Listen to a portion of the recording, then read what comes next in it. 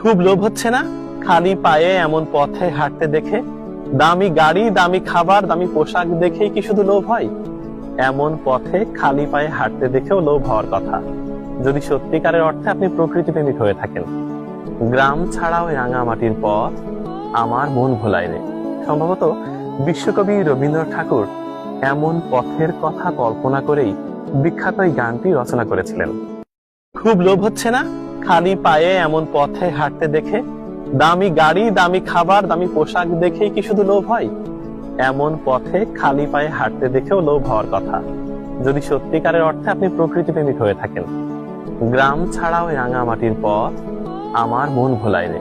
সম্ভবত বিশ্বকবি রবীন্দ্রনাথ ঠাকুর এমন পথের কথা কল্পনা করেই বিখ্যাত এই গানটি রচনা করেছিলেন। খুব লোভ হচ্ছে না খালি পায়ে এমন পথে হাঁটতে দেখে? দামি গাড়ি, দামি খাবার, দামি পোশাক দেখেই কি শুধু লোভ হয়? এমন পথে খালি পায়ে হাঁটতে দেখেও লোভ হওয়ার কথা, যদি সত্যিকারের অর্থে আপনি প্রকৃতি প্রেমিক হয়ে থাকেন। গ্রাম ছাড়াও রাঙামাটির পথ আমার মন ভোলায় রে। সম্ভবত বিশ্বকবি রবীন্দ্রনাথ ঠাকুর এমন পথের কথা কল্পনা করেই বিখ্যাত এই গানটি রচনা করেছিলেন।